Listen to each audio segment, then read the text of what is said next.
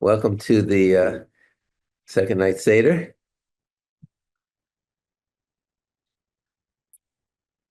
How many, by a show of hands, have some background in Kabbalah, some understanding of Kabbalah? I see just a few hands. So I'm going to start with an introduction of some basic concepts. This will be hopefully in the tradition of the Jewish Studies Center, an educational program, not just the Seder, but one that teaches what many of us believe is the true essence of the Seder, of Kabbalah and of the Haggadah and the whole holiday of Pesach. So I'm going to talk about that for a few minutes. Got my coffee here.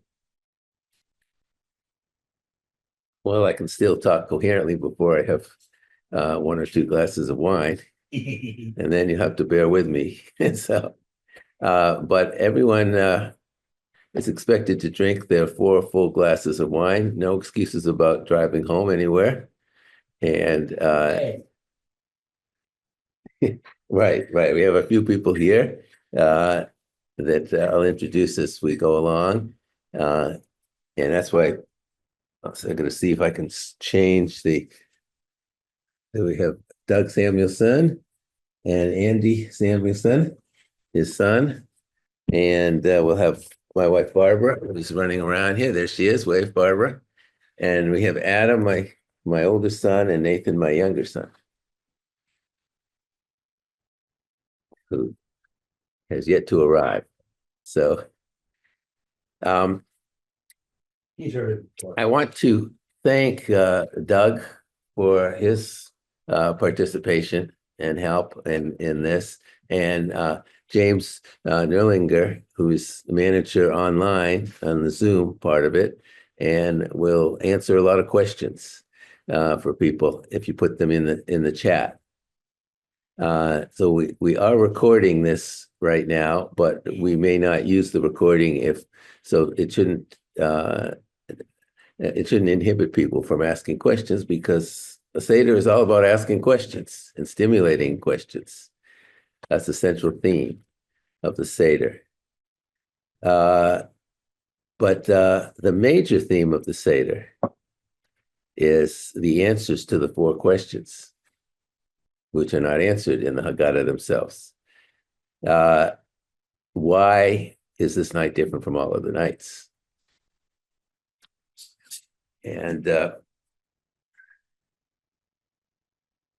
well, it's different in one sense. I don't have my kippah on yet.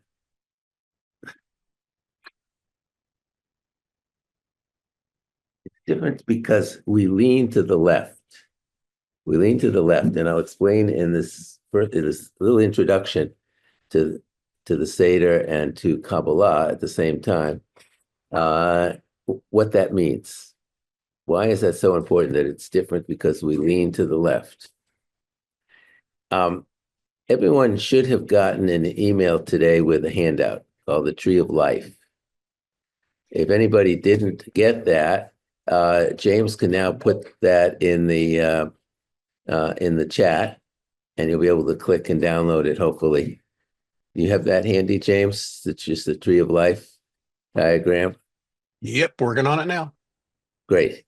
So that's all you'll need to completely understand everything you may want to know about Kabbalah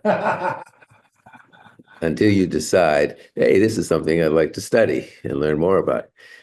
Kabbalah is a theology of Judaism that really took hold in the 12th and 13th century and was mainstream Judaism, many scholars believe, for 300-400 years. And many, if not most, of the rituals of Judaism have either origination in Kabbalah or have been given Kabbalistic meaning. And that's true about the Seder too. There are innovations that the Kabbalists added that make no sense to people who have not had this class before or been to a Kabbalistic Seder before. We're going to talk about that. I'm going to give interpretation as Doug, Andrew, Adam, and Nathan and Barbara do reading. And I'll keep introducing, keep interrupting with commentary on this. So if you pull out this tree of life, and I'm going to share screen and pull it up here.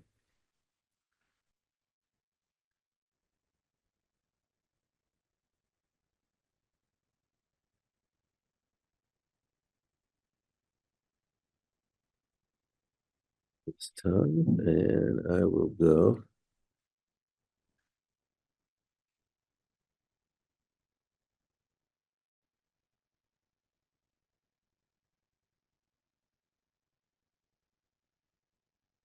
There. Is that showing?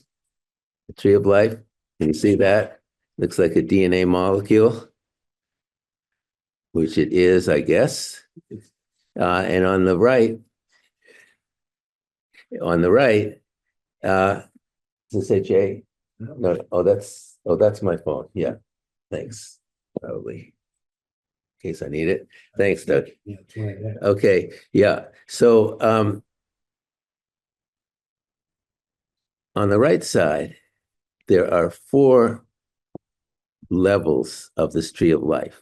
And they represent 4 themes, not the only themes, but 4 principal themes of Kabbalah.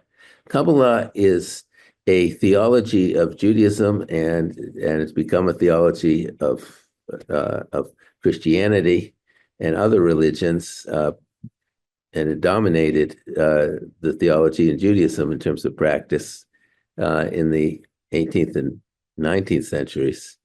But the core of that is that we receive these 10 sefirot, as they're called, 10 categories of potencies from an unknowable source. Keter, the crown, at the top. We can't know the source, but we can know God through being in touch with, in contact with, connecting with these 10 sefirot, these 10 channels of receiving.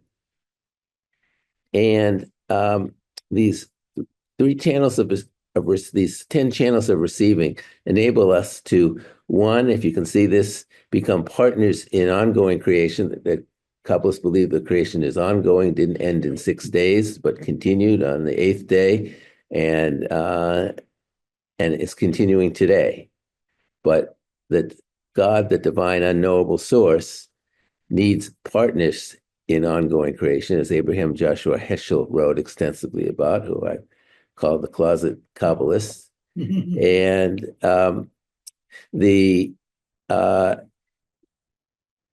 and we need God in order to co-create, because we need the sefirot, and that's needing God. We need these emanations into us. We need to be receivers. The second objective is becoming holy, and Haggadah starts with the making of holiness in the Kiddush, and that's going to come up as a theme over and over again. Not only partnering in ongoing creation, but fostering holiness and making holidays holy, including Shabbat and holidays like Passover. The third, sin and evil and repentance, the third theme.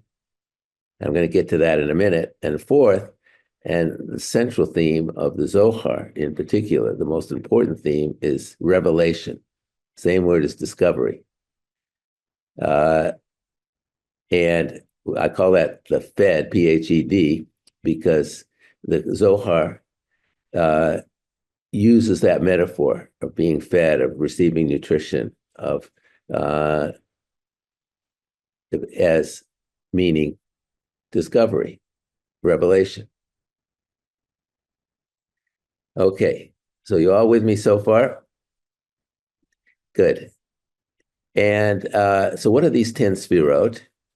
And they're in 4 groupings. One, malchut, or the participation in creation, holiness, ethics, and discovery. But there's 4 layers of triad, 3 triads and 1 standalone. And there's three columns, a right column and a left column.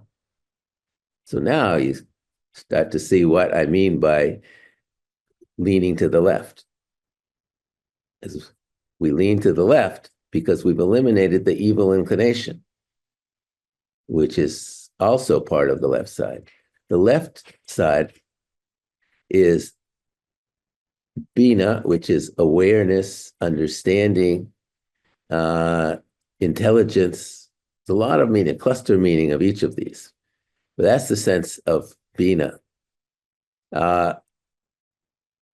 And the karpars represents Bina. The egg represents Bina. Matzah represents Bina. Awareness, intelligence. And it's incomplete. It's lechamoni because it doesn't have wisdom. And if you have awareness, understanding, intelligence, but without wisdom, you have the potential for evil and for sin. Make sense? Second level, you have power, gevura, strength, power. We need power in order to create. We need the money, the resources, the strength, the tools, all manifestations of power, energy, strength. And we also need coalescence, another form of power, governance. So there's multiple meanings, again, of gevura, also called deen. But if we have power, but we don't have chesed on the right side, which modulates and balances it, then we have major potential for evil. Kindness, empathy, altruism, our conscience, that's the chesed that is in a dialectical balance with gevura. Am I sounding too much like the professor? I am a professor of Kabbalah, incidentally. I forgot to mention that. And I've written now 2 and a 3rd book coming out on Kabbalah, which I'll give more information on later. But the 4th level, the 3rd level going down, is the level of the balance between motivation and our emotions and our principles and values, purpose, mission in life. Everything that we can articulate as part of discovery and revelation from our chokhmah, our wisdom, and our being, our understanding, can be articulated, written, spoken through the power of Netzach, which result in our ability to formulate values and from that principles and make laws, the law-giving. Moses is the lawgiver. He represents Netzach coming into the world. And mission and purpose, our goals in life, that's all Netzach. And Hod is the motivation to carry that out. Barb, can I have some of this water? Thanks.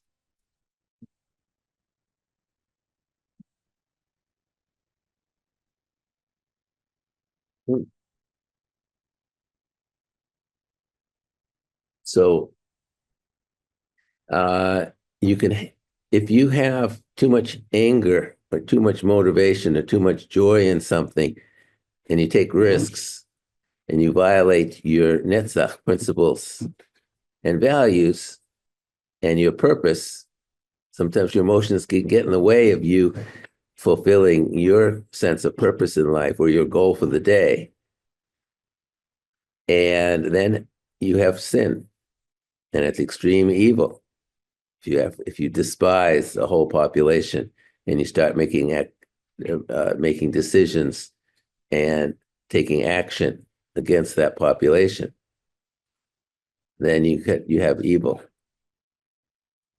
So if you have intelligence and know-how, power and emotions, but you have no wisdom, no compassion, no ability to feel the pain of another, and no principles and values, then you have Nazi Germany, you have the Holocaust, and you have instances going on today that we'll want to talk about And people may raise questions and raise points on as we go through the Haggadah.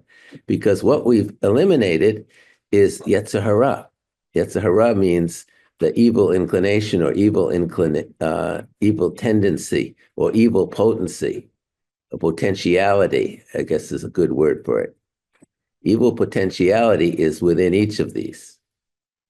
But chametz represents the evil in potentiality. We'll call it Yetzer Hara. And if we've eliminated chametz, we can celebrate the left side, our intellect, our power, and our emotions. That's what the Haggadah is all about. And that's what Passover is all about. So if that seems new, it's because you've never been to a Kabbalistic Seder before. So, but to me, that's the true essence. And Doug, Andrew, Adam, Yes. yeah, right. It makes sense. All three of these guys have been coming to our Seder, this Kabbalistic Seder, for how many years? I think I've been in 15, your 20? study group for about 12. Yeah. So then there's three more that I haven't talked about, and I'm just going to quickly cover those, and then we'll get into the Kiddush and the 4 questions. So get your wine ready. Yesod, it means foundation, but it means the ability to. You need the wine. Okay, great. We need the ability to live, the ability to heal. For all of these, we need to be alive, and we need. So this is the life force, is Yesod, and life itself, and the This one for the one. just no, the little one, but you can use the big one. Or you can have 2 or 3. We have shot glasses here, but to be a full halachic cup of wine, you need 2 of those shots. Okay, so Yesod is not only healing and the life force that God gives us through perfect chesed. The most unselfish thing in the world is to give us life. But it's also righteousness and peace. And it's also called the all, because all of the spirot come and become homogenized in Yesod before they come in to this final 10th emanation, which is called the Shekhinah, as well as Malchut. Shekhinah is the closeness of God, our ability to feel God's presence. And our ability to then become partners in creation and become the Lord ourselves, the Adon of the lower world, the physical world. As we become partners in ongoing creation, bring holiness, ethics, and discovery into the world, then we become emanators ourselves. So keep this handy. Any questions on this so far? And before we start the formal Seder. You don't have to tie yourself in knots. It will all be. If anybody has any questions, I'll be able to see them in a second. Yeah, I don't see any hands up. So everybody comes in muted. You should be able to unmute yourself, or you put your hands up. I may have to unmute people. I don't know. It's the Jewish Study Center's Zoom account. Okay. And we have There are those eggs. looking on this. Okay, oranges. Okay, important part of the Seder plate. Yes, should be near the Seder plate. Okay, so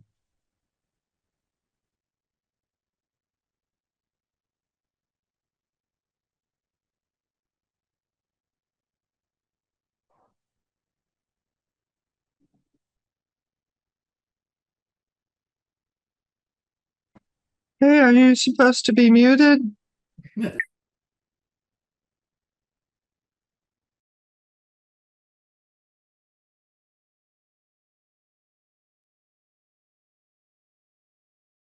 Okay, so we know enough to get started. Does everybody have the Nathan Goldberg Haggadah? So I'll be calling pages based on this and reading sections that are in this Haggadah that are not in most 80% of other Haggadahs. And the most important part of that is an incantation, a Kabbalistic incantation that no one understands, except now you will, almost nobody. It's in Aramaic, in fact, in many Haggadot, and not translated even in this one. But it reads, "Here I am, ready and invited to establish the mitzvah of the first cup of the 4 cups, in order for the unification of the Holy One, blessed be He, and His Shekhinah, near to that which is hidden and concealed, in the name of all Israel." Does that make sense? Mhm.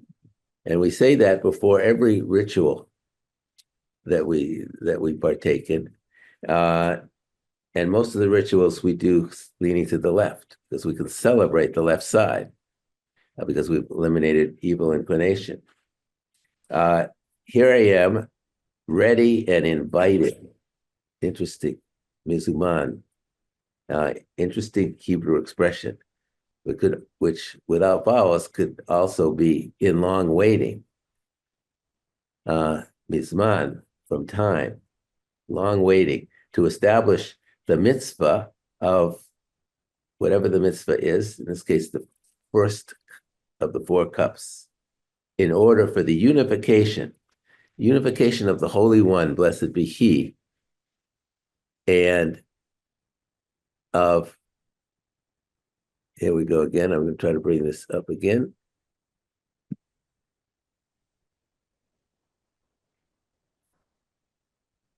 Here we go.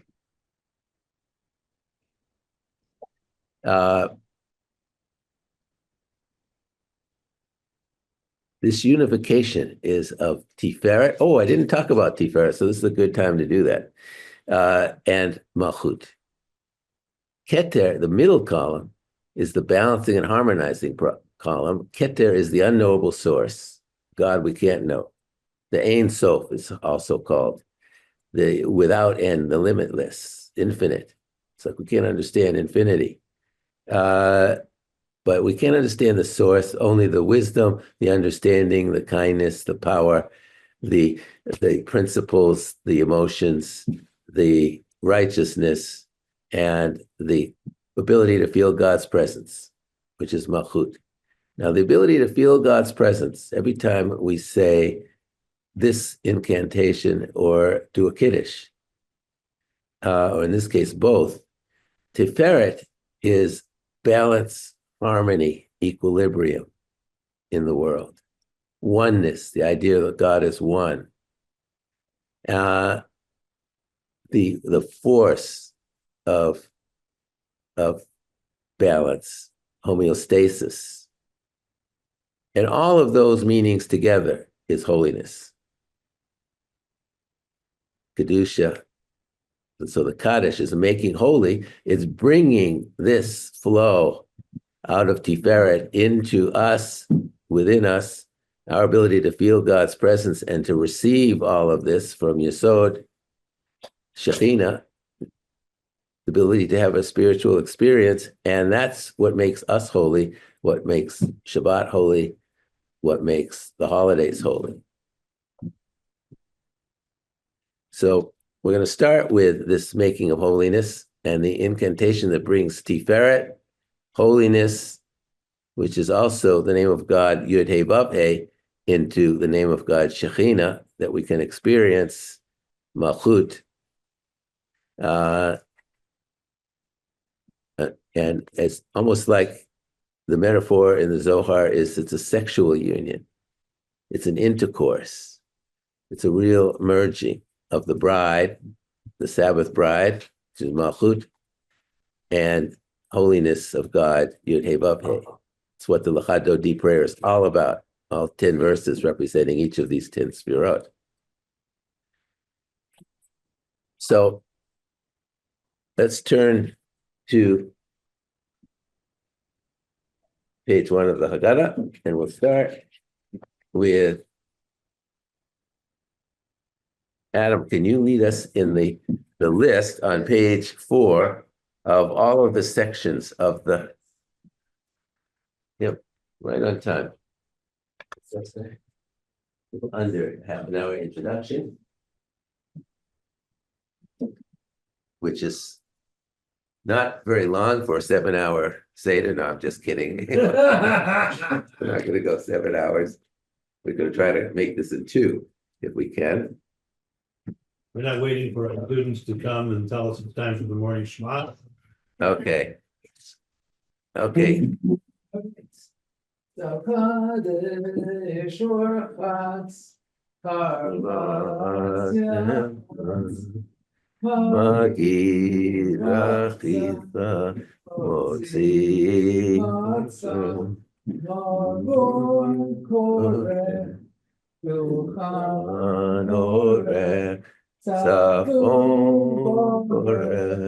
Hallel Nitzvah. This is not on. Or I'm not put it again. Nathan's here. Oh, great, Nate. Welcome. So now we have a complete 6 person. Oh, this is just like them. Here we go.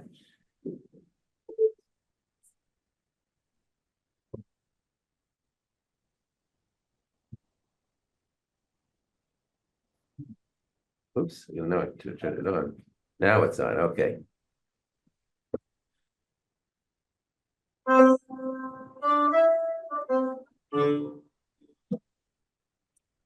Give me a note.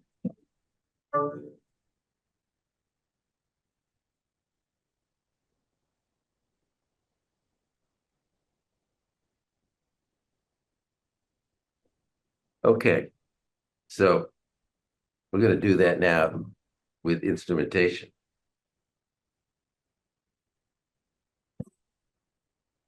Same thing. He just did it in C.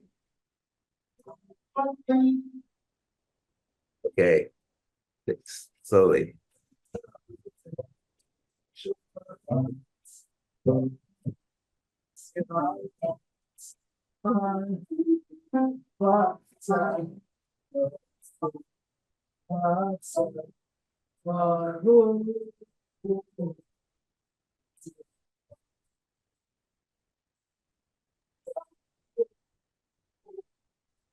Switch to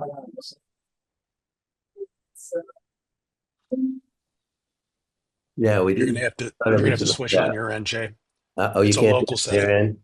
Yeah, it's a local setting on the client side. Got it. So. Is it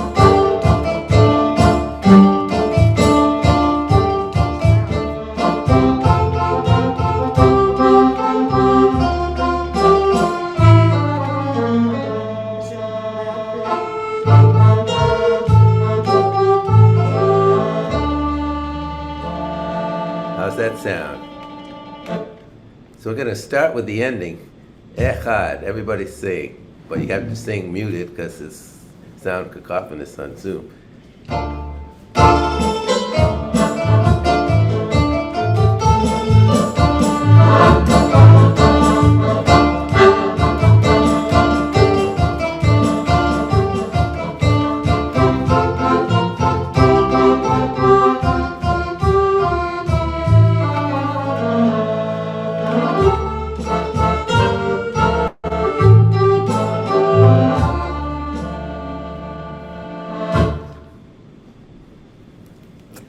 Now, every time we play, someone's got to remind me to turn original sound on.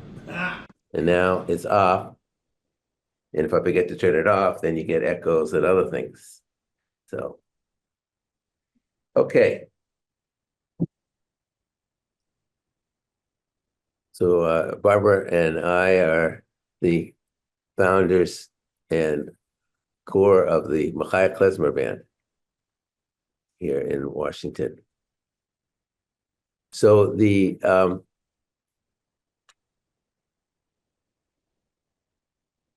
now we come to the Kiddush.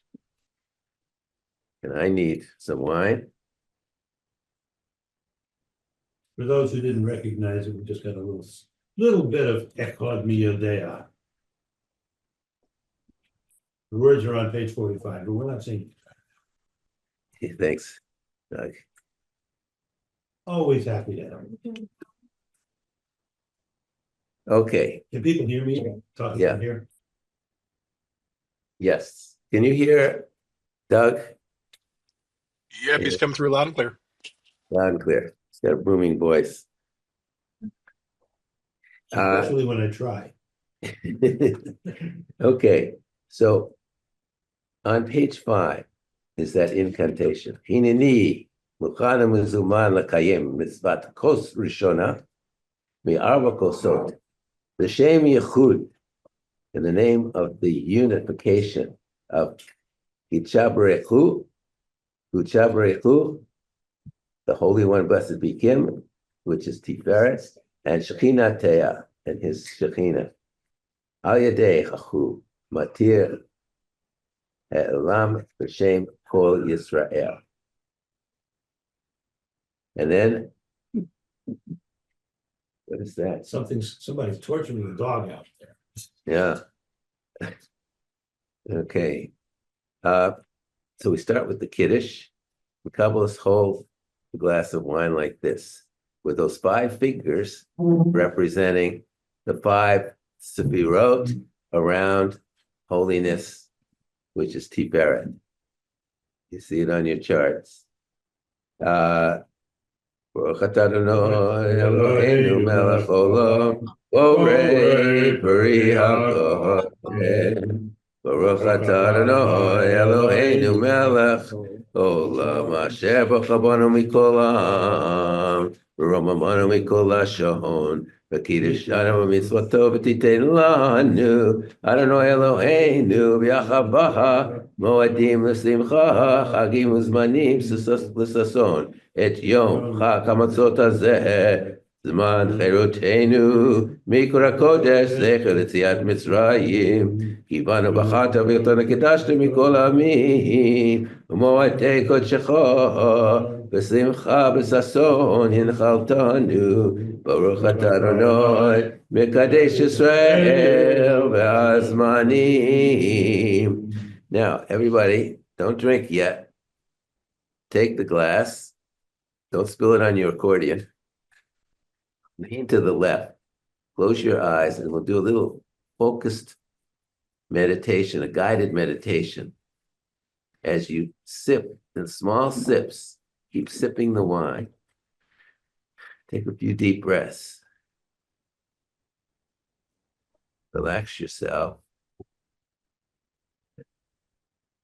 Listen to the music, this Hasidic tune.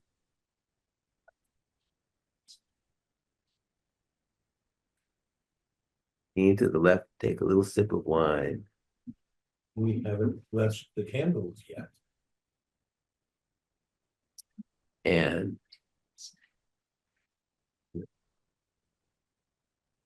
so lean to the left, focus on holiness coming down from Tiferet into your body, into Yesod, into Malchut, your feet. Feel the holiness coming from your chest down to your feet. Flow warm wine.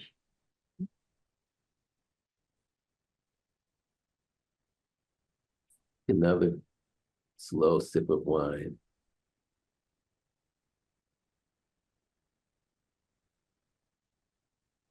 Feel that holiness becoming part of your feet.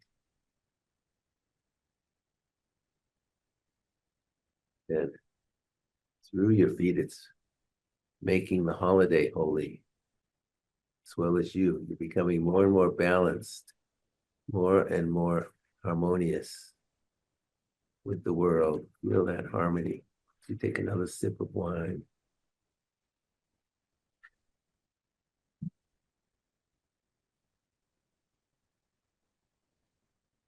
Feel the sweet Manischewitz Yeah. tingling your tongue. Feel it with the warmthness coming down, the holiness coming down, the Tiferet. We say the commandment, Baruch atah Adonai Eloheinu melech haolam, asher kiddushanu mitzvato, v'tzivanu la'asok b'divrei Torah.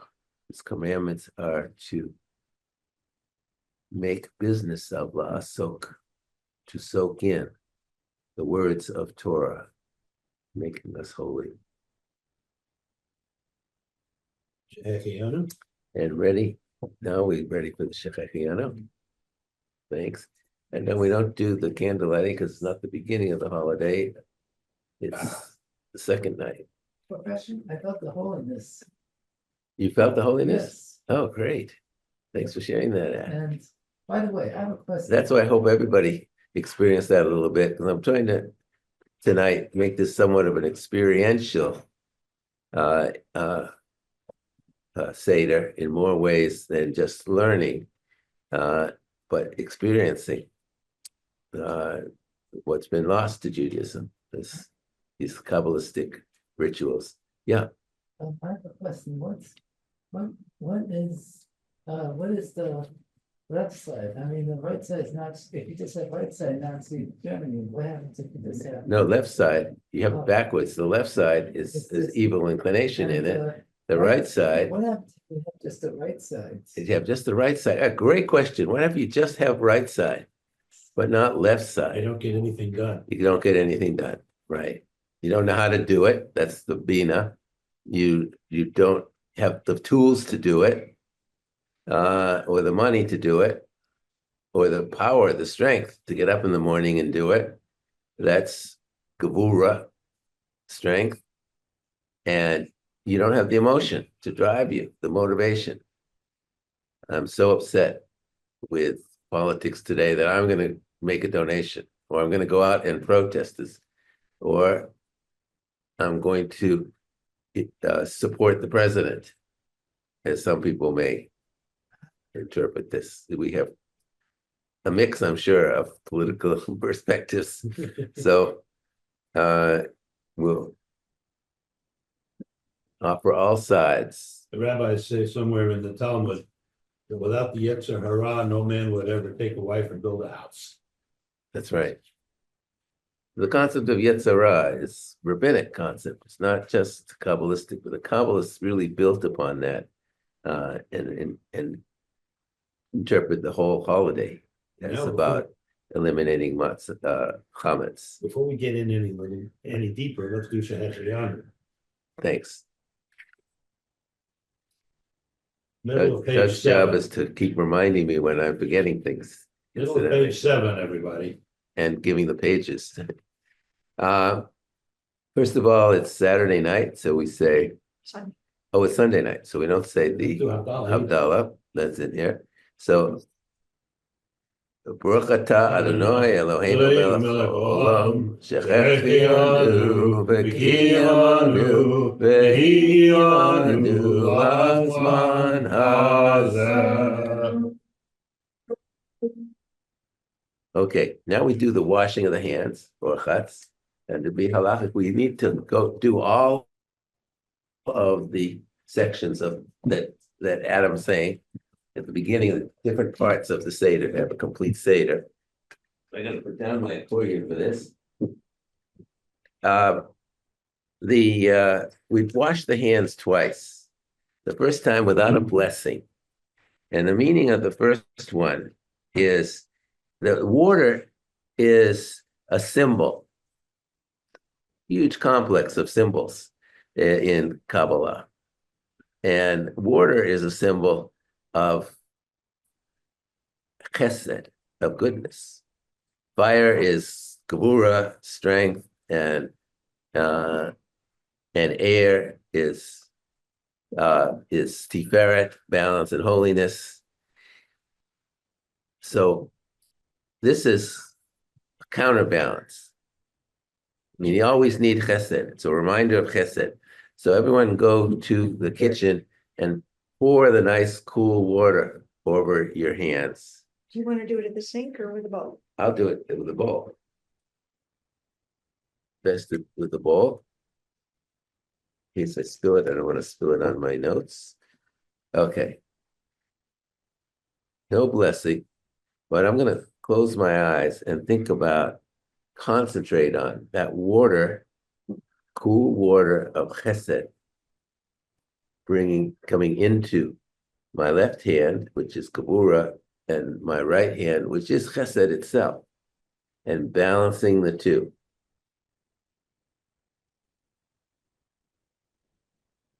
Feel the cool water. Rough way to do this is and pour on each hand.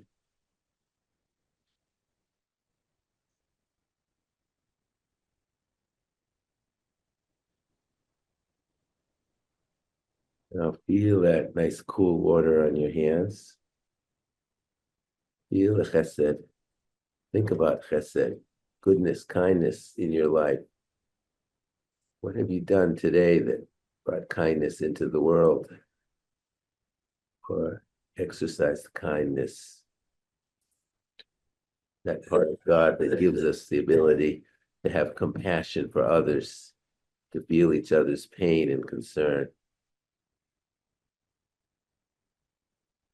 I just felt right before the Seder started, a couple that I invited just found out that the husband is very ill. And I'm thinking about that. Who needs healing? Who needs my compassion, your compassion? How can you strengthen that compassion? As we say, Baruch atah Adonai Eloheinu melech haolam asher kirshanu b'mitzvot v'tzivanu la'asok b'divrei Torah. What else? Like. Would you like it? Yeah, I'll bring them pass up. it around.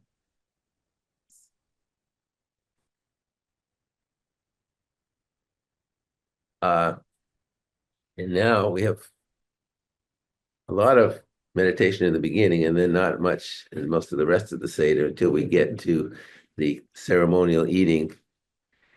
But this next eating is very important. It's karpas. You take from your Seder plate the green. Everybody should have a Seder plate with a little bit of celery or parsley or any other green vegetable, like broccoli, and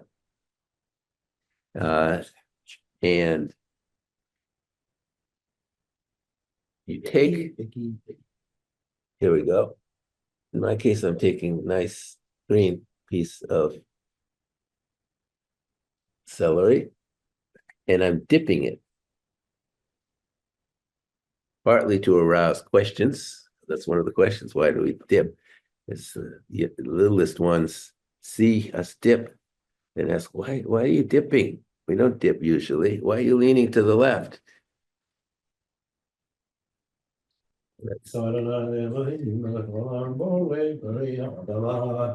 Now, as you eat that,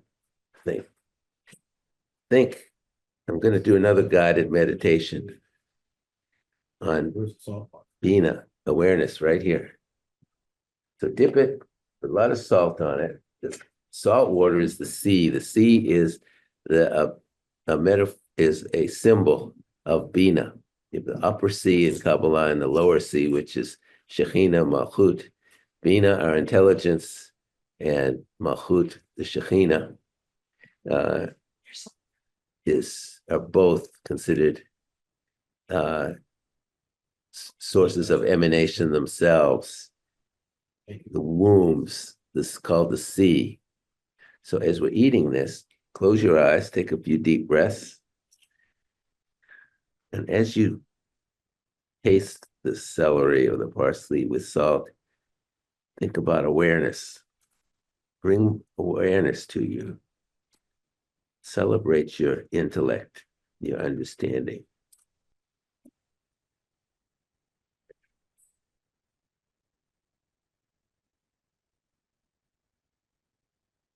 In the second bite, draw in wisdom and kindness and principles into your awareness.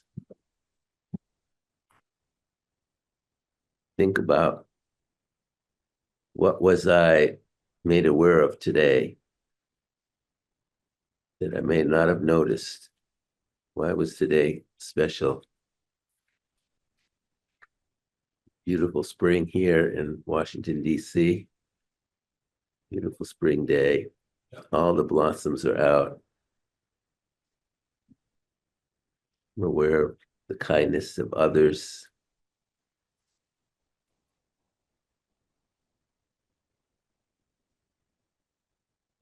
I'm aware of the news. Think about what you're aware of. That's your Bina, the Bina aspect of God working, flowing into you.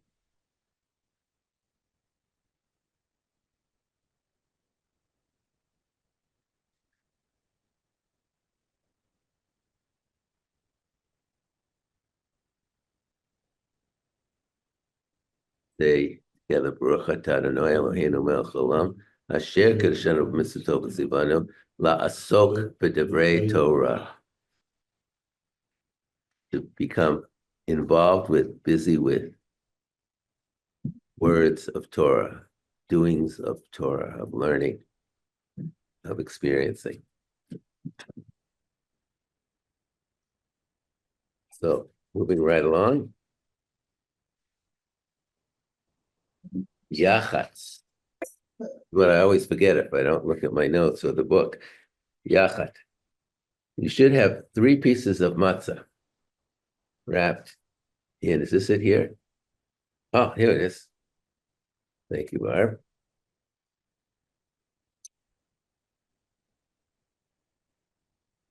Okay. Take the middle matzah, and you do this strange ritual of breaking the middle matzah. And do it with concentration, with intention, because what you're doing Kabbalistically is reminding yourself that the world is broken. Just think about the world being broken until the matzah snaps. And you take one piece, usually the smaller one, and you wrap it. That's called the afikomen. The world is not perfect. And it's our job to help perfect the world, bring tikkun olam.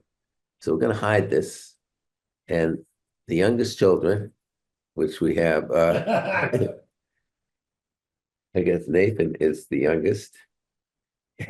Oh, I'm the youngest. Andrew, how old are you? 43. Yeah, you're the oldest of the kids. That's okay, they're all kids, they can all look. Nathan should do the 4 questions. But, the 3 of them can look. So I'm going to hide this. So everybody close your eyes. And then we symbolically eat the afikomen. We symbolically bargain for it from the guy that does all the work, to all the discovery work, to discover where the afikomen is found. That's the Chokhmah and Bina. And Oh, my God. yeah, and then we eat it as a way of restoring perfection to the world. It's the same meaningfulness that is connected to a bride and groom, or the groom stepping on a glass at the end of a wedding. That's the Shiberet HaKelim, the breaking of the vessels, a reminder that the world is not perfect, and that this greater soul, after 7 circlings of each around each other, and they're creating a new soul, a combined soul that has better potentiality to fix the world. And that last act of the groom of stamping on the glass and the shattering of the vessels. Same thing here with the breaking of the matzah. It Both shows the the Kabbalistic rituals. break. So, That's my wife speaking here. Okay. Now, what you've all been waiting for. We did eating the green vegetables. What is next? We're on page 8 of this Haggadah. Why is this night different from all other nights? First, we do preliminary to that. Halachma Anya. And I uncover the matzah. And I point to the matzah, which is Bina, which is our understanding. And lift the plate for all to see. You see over there in the back, second page of people on Zoom. And let's see.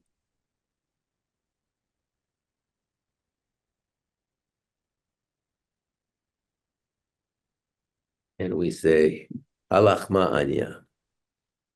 This is the bread of incompletion. The bread which does not have wisdom in it.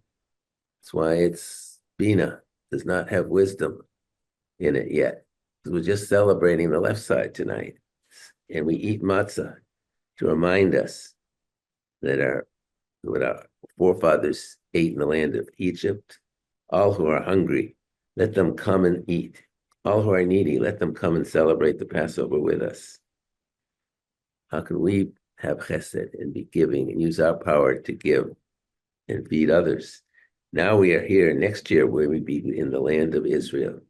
Now we are slaves. Next year, maybe we be free men. B'nai Chorin in the Aramaic. You put your Seder plate down. Everybody should do this with their own Seder plates and matzahs. You don't have much. Yeah. You have to switch the sound. Thank you. I'm going to switch the sound on. And together, just a second.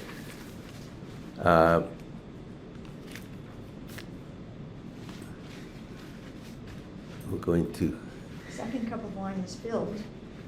We have to fill our second cup of wine. fill a second cup of wine. Can you do mine? Yeah. Why do we eat only matzah? It's the first question, because we've eliminated the chametz, yetzer hara. Why do we eat maror? Because maror is the sphira of hod, of emotion. And as we taste it later and we focus on the maror it stimulates our emotions. It's like emotion. It can burn our tongue. And why do we dip? We dip the karpas in the salt, which comes before this, in order to raise that question. Why do we dip? Because, later we dip matzah into maror. Do you know that? Before we say the blessing on the maror. And we're dipping because we're mixing sphirot together. We're adding potency to the bina by the dipping of the karpas.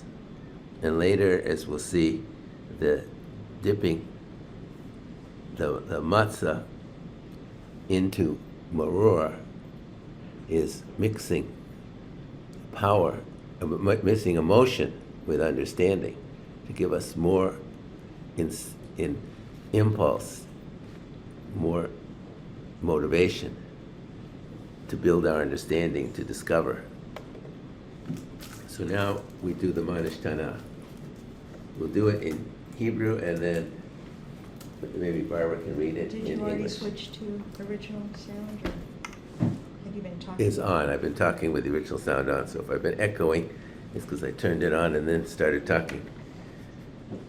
So that someone needs to remind me to turn it off. Did you turn on the music? Yes. Good.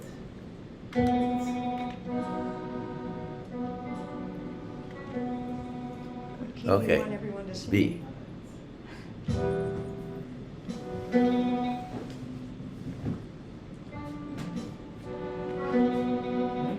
Are you guys set? Well, everybody sings together.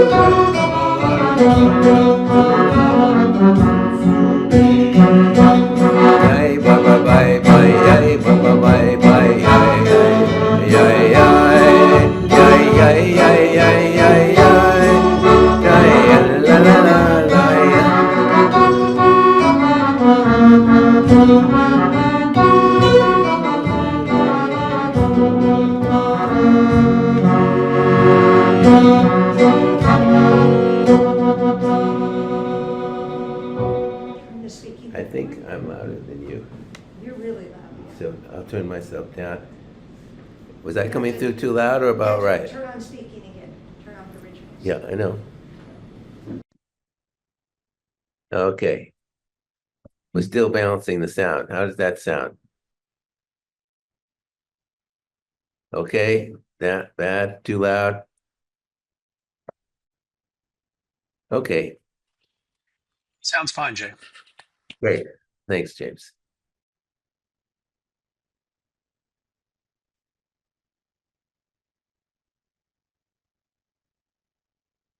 Okay.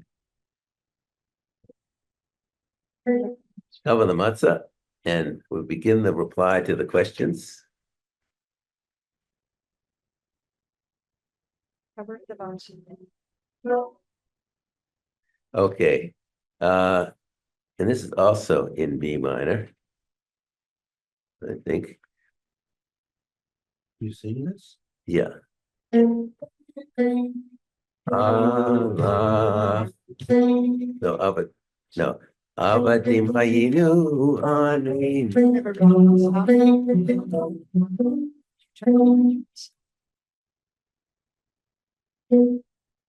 Uh-huh.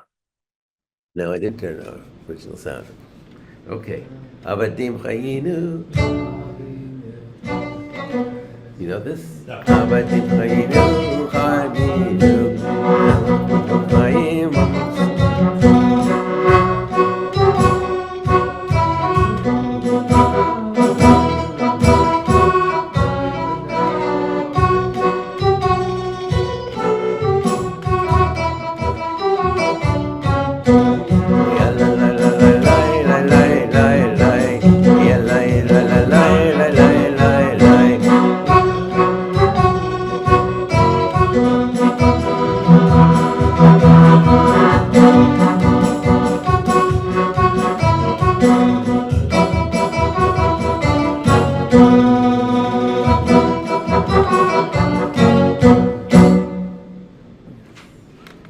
You need to turn back speaking. Okay, Turn off. I know.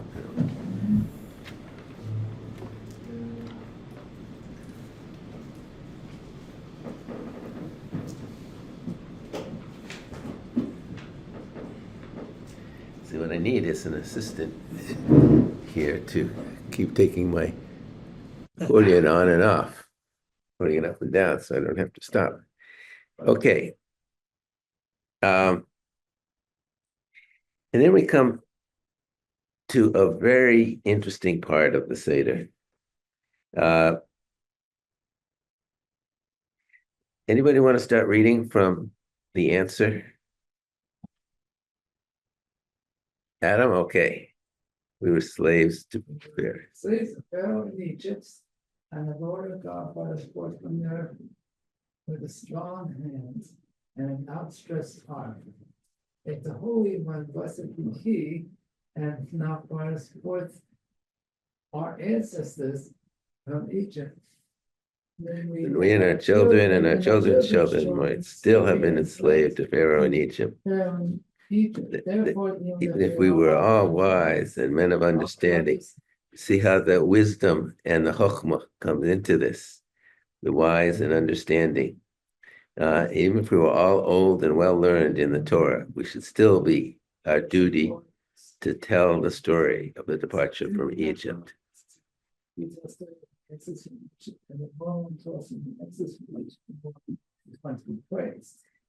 Right. And praising in Kabbalah is drawing down the forces of God into us. Blessing God is drawing in the forces like we draw in holiness. So thank you, Adam. Great. And so an action, actually, I like your translation better than this older edition that I'm using that I happen to have notes in. That's a better translation. That's what I don't like about this Goldberg Haggadah is the old translation. Anybody else want to volunteer to read? This is a very mysterious passage. Raise your hand. No, not online. I don't think it's gonna. Oh, well, if everyone wants to read it online, that's okay too. But I'm going to keep interrupting to give commentary on this. So in any case, I will then. I'll do it. Okay. It is told that Rabbi Eliezer, Rabbi Yeshua, Rabbi Elazar, the son of Azariah, Rabbi Akiva, and Rabbi Tarfon sat all night in Bnei Brak, telling the story of the departure from Egypt. Towards morning, their students came to tell them it was time for the morning Shema, morning prayers. Okay, let's just take that paragraph. What does that mean? Well, what's not written here is that those are the rabbis, according to legend. Scholars don't know if those were the actual rabbis, but the implication is that they were the rabbis that planning the Bar Kokhba revolt. Aha, then the whole thing makes sense. We're talking about celebrating our understanding and our power and our emotions to change the world. But sometimes we need to revolt. Sometimes persecution is so strong that we need to take up arms. And if anyone has questions, please use the reactions menu so we can see your hand. Yeah, raise your hand if you have questions. We're gonna stop for questions and discussion in a few minutes. But And we have a I want to question here. get through this. Let me finish this section, Ed, and then we'll, there's a quick question. Questions are always good. No, no, go ahead. Okay. The so they told the story all night, and towards morning, their students, the young rebellious ones, in other words, came to tell them it's time for the morning prayers. Okay, enough talking all night, old men. It's time for action. That's what that paragraph is really saying. Now, the next paragraph, Doug, you want to read that? Rabbi Elazar, the son of Azariah, said, "Here I am, a man of 70 years. Yet I did not understand why the story of the departure from Egypt should be told at night, until Ben Zoma explained it. The Bible commands us, saying that you may remember the day of your going out from Egypt, all the days of your life." Ben Zoma explained, the days of your life might mean only the days. All the days of your life includes the nights also. The other sages, however, explain it this way. The days of your life refers to this world only, but all the days of your life includes the time of the Messiah. Yeah. And the implication there is revolt happens at night. So all the days of your life mean the time of revolt at night. And night also represents the potentiality for evil inclination and the use of the left side of the tree of life. So it's a lot of symbolism in that. And then talking about the Messiah, well, that's why you revolt, is in order to bring on a messianic age, an age of a fixed, perfect world. Ask them if they can hear and other people. Yeah, we did. Yeah, Adam, now you can Question. What does the word revolt mean? revolt, rebel. Yeah, what is it to revolt? That's a great question. Fight against. Yeah, but he's asking a deeper question. How do you know when you're revolting about something? When you get arrested? When they start shooting back? Does it mean can you revolt politically and peacefully? Or does revolt mean violence? That's a great question, Ed. Okay. Blessed is Hamakom, is the place. Blessed is Tiferet. Hamakom is the name of Tiferet, who gave the Torah to his people Israel. Blessed be he. The Torah speaks about 4 sons. And Andrew, do you want to read the 4 sons? Yeah, the whole 4 sons. Oh, we might stop in the middle. The What's- wise child asked, "What is the meaning of the laws, statutes, and customs which the Lord our God has commanded us?" And you should explain to him all the laws of Passover, to the very last detail of the Apikon. The contrary child asked, "What is the meaning of this ceremony to you?" Saying to you, he excludes himself from the group and this denies the basic principle of our faith. And he therefore set his teeth eyes and say to him, "This is done because of what the Lord did for me when I came forth from Egypt. For me and not for him, had he been there, he would not have been redeemed." Set of teeth on edge, by the way, is a euphemism. It means punch him in the chops. Yeah. What's interesting about this is not the 4 sons, but the response of the father. Yeah. In each case, depending on the level of understanding and the nature of the student, the response is different. So it's all about the Sphira of Hod, the Kabbalists. It's all about motivating, not necessarily teaching technique, but how do you motivate someone to want to learn?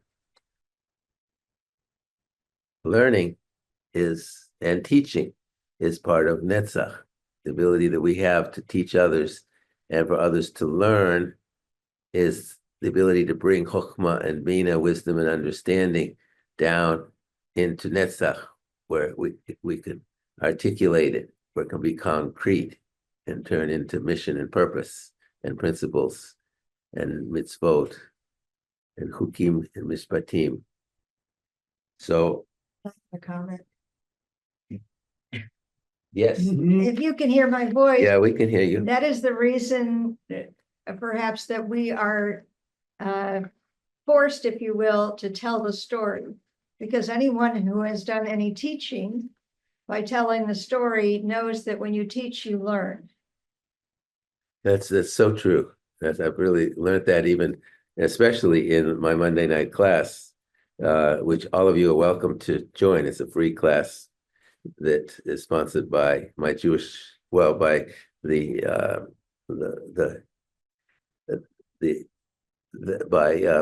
the Contemporary Kabbalah Institute, and the groups that for bringing and the sponsors of this sponsor the Monday night class. So we have a number of people here who are members of that, who come pretty regularly. So blessed be God who keeps his promise to Israel. Blessed be he, for God foretold the end of bondage to Abraham in the covenant of sacrifice. Oh, did I go to the wrong I place? think we missed the last two children. Okay. Oh, we did? Yeah, we only did two of them. Oh, we only did two. I thought you did four. Yeah, we still have to do simple. Okay, Yeah. keep going. All right. Yeah. The simple child asks, "What is this about?" To him you shall say, "With the strong hand the Lord brought us forth from Egypt, the house of bondage." As for the child who does not even know how to ask, you must begin for him as it is written, and you shall tell your child on that day, "This is done because of what the Lord did for me when I came forth from Egypt." Right. And the response of the father is not geared to be perfect, but to raise questions among us. Is that the best response? To elicit more questioning? So do any of the Zoomers have questions? No? Okay. So on page 12, we raise the cup. It starts a very interesting part of the Haggadah that most people skip over. But it continues this theme of teaching and of questioning. We raise the cup and we say, the Hisha Amda Lavotenu and Vilanu, and he who made for our forefathers, the promise made to our forefathers holds true also for us. For more than once have they risen against us to destroy us. In every generation they rise against us and seek destruction. But the Holy One, blessed be he, Yud He Vav He, harmony and balance, saves us from their hands. Notice every time the Haggadah or the prayer book says, the Holy One, blessed be he, or it uses the holy name of God, Yud He Vav He, it means the aspect of God that is holiness, that is balance and harmony. You put down the glass of wine. Raising the glass of wine is raising Gabura. Wine is Gabura. The red is the color of Gabura, of power, of strength. And we can raise and loud and praise our Gabura because we've eliminated Yetzer Hara. Come and learn. Who would like to read the next section? Come and learn what Laban the Syrian tried to do to our father Jacob. While Pharaoh decreed only against the males, Laban desired to uproot all. For so it is written, a Syrian sought to destroy my father, and he went down to Egypt and dwelled there, a handful of few in number. There he became a nation great, mighty, and numerous. He went down to Egypt. Why did he go down to Egypt? He was compelled by God's decree. He dwelled there. This means that Jacob, our father. Wait a minute. In the first, I want to, Okay. there's something, there's some issues in this. Because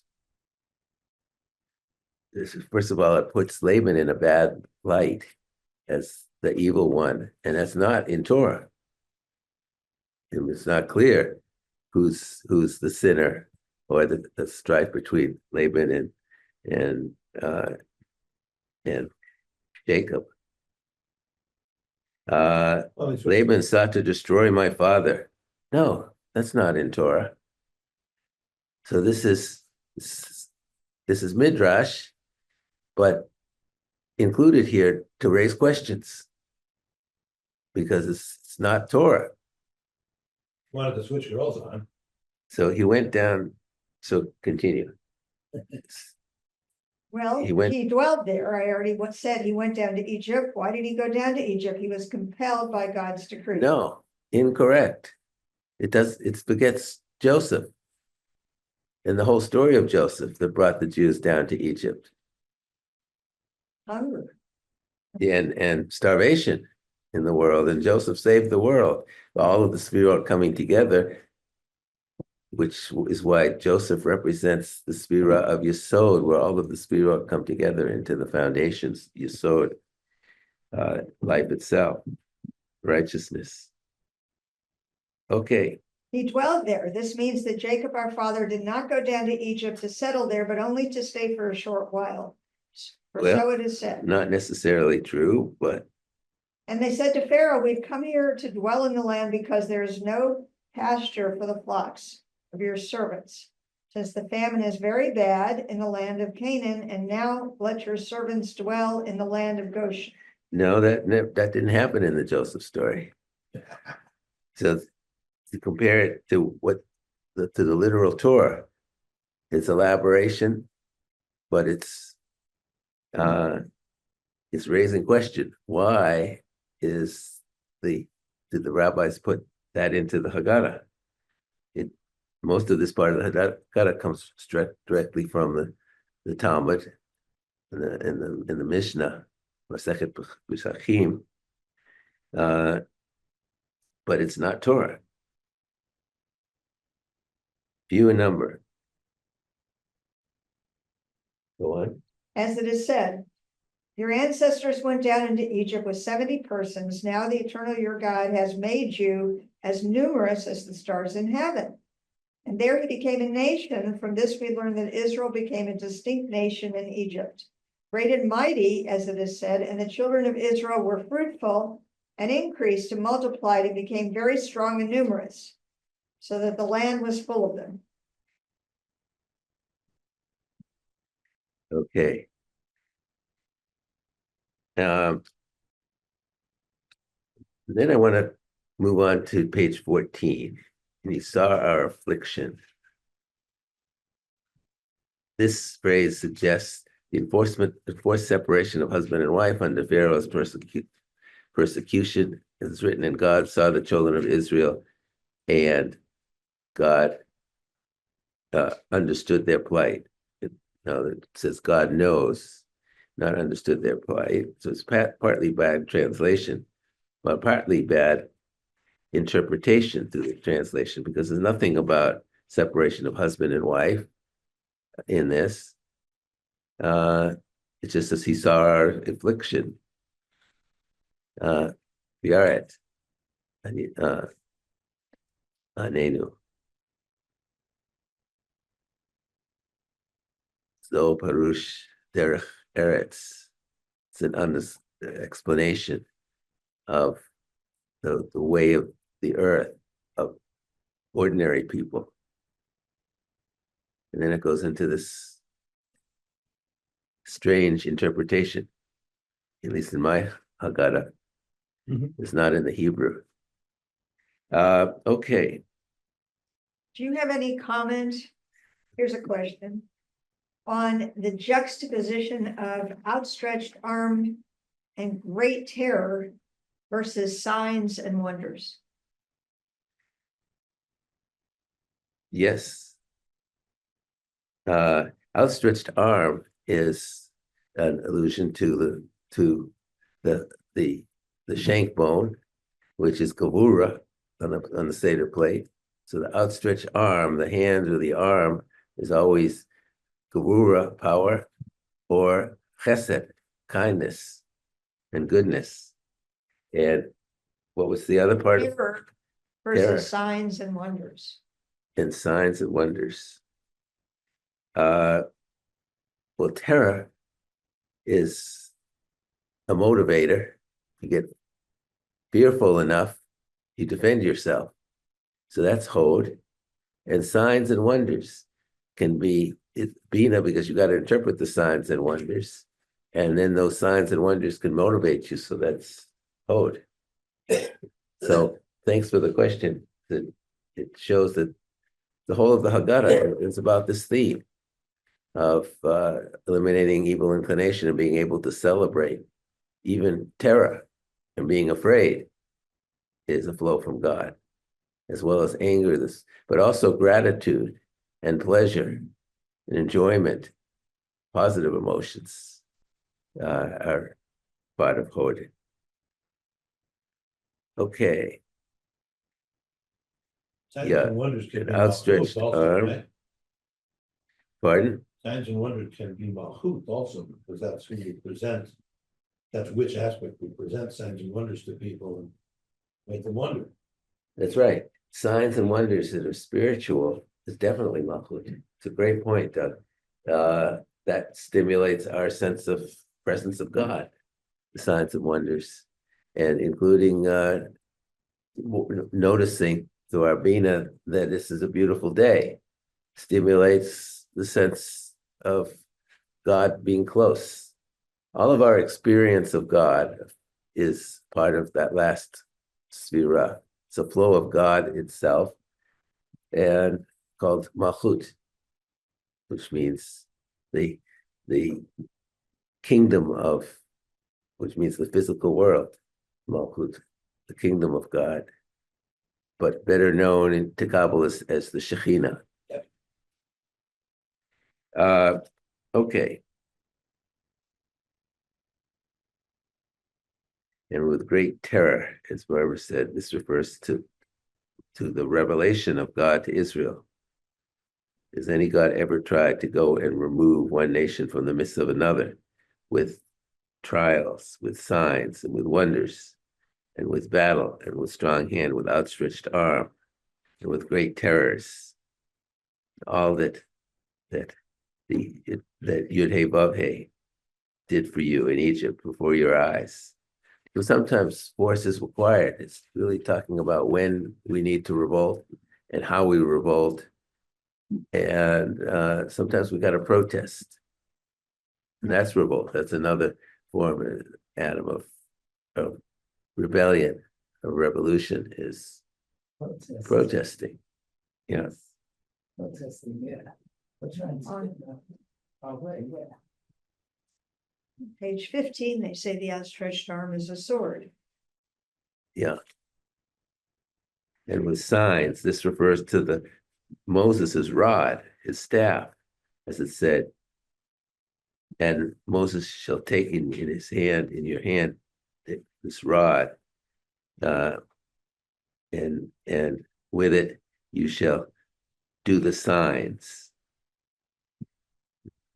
Translating, as I read this translation is so bad in my earlier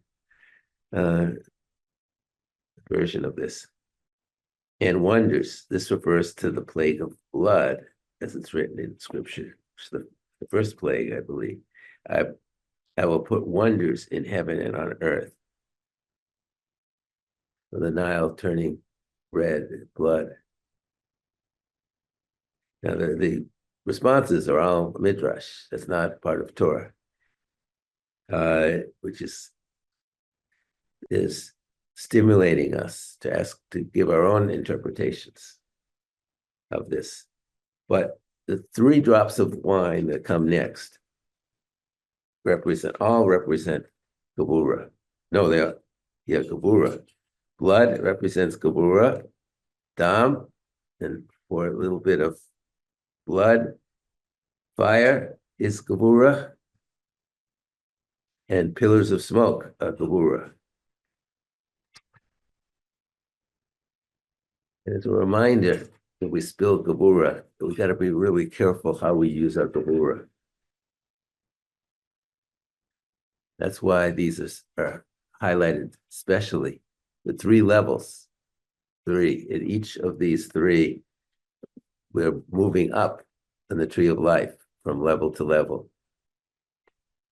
From the Ph.D. from partnering to holiness, to ethics, to revelation and discovery. And Doug There has is a a point. lot here, Gada, that's not in the Torah. What's not here that is in the Torah is the 3 miracles Moses performed for Pharaoh Yeah, to show him God's power. And every one of them has a Kabbalistic interpretation, of course. yeah. And He has the rod that he cast on the ground that turns into a snake. And then he can pick it up and turn it back into a rod. He has water he spills on the ground and turns to blood. What was the third one? but the point is that But every It's- one of them has a profound significance, not to Pharaoh, but to us. When Moses, oh, I know what the third one was. The third one was that his hand became leprous. And then he stretched it out again and it wasn't leprous anymore. When Moses, leprosy is traditionally viewed as a punishment for slander. So the Talmudic interpretation is that when Moses said they won't believe me, he was slandering the Jewish people and he was slandering Pharaoh. This is a reminder. Leprosy is a reminder. yeah. You said something false and you shouldn't have. Well, Moses is downplayed. You made a good point I want to elaborate on.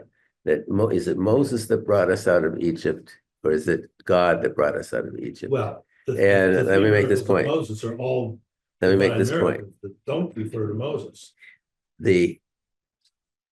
Is it Moses or is it God that brought us out? And to Kabbalists, it's all one and the same.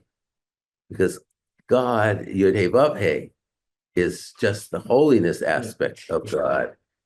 Moses is the incipient early evolutionary stage of the ability to make law and to have a purpose from the burning bush on.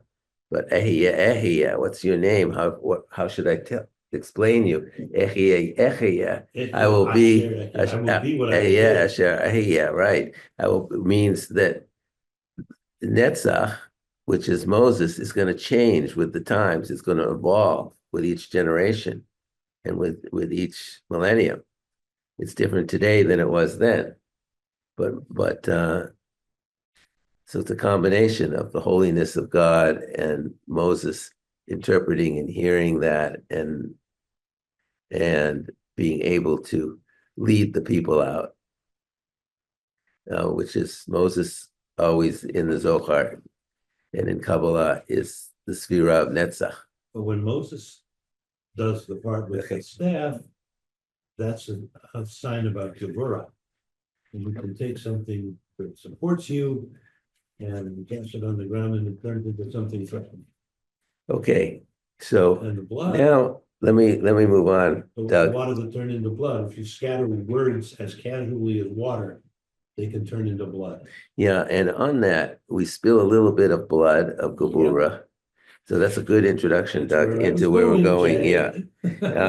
Dam Va'esh V'Tirod Ashan is an introduction to going into all of the 10 Sphirot, recalling that the question of the suffering of the Egyptians, and recalling that our freedom, our purpose, our coalescence as a people had prices to pay. Everything, the paragraphs lead up to this.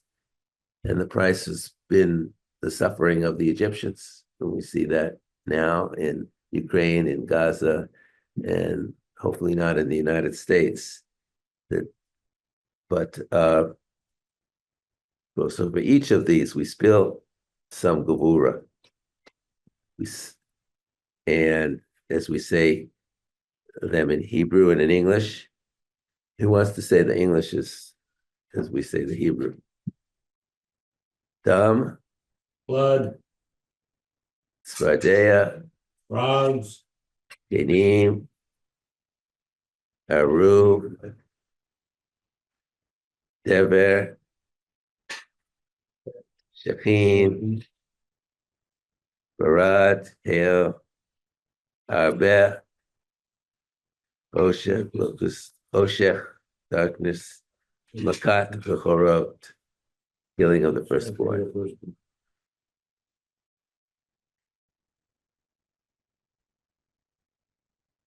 So Rabbi Yehuda, Hayanotein Bechem, Simanim, symbolism. Rabbi Yehuda,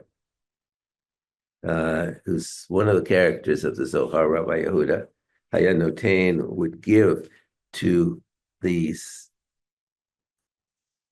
10 sfirot signs so that they don't forget which comes where. Titzach, Adash, Yahav. And we spill 3 for Titzach, Adash, Yahav. But that's a different level. This is the level of teaching and remembering. It's Bina, tricks to remember. It's understanding, and it's Netzach. In order to draw down Netzach, sometimes you need learning aids. It's an aspect of the 10 plagues.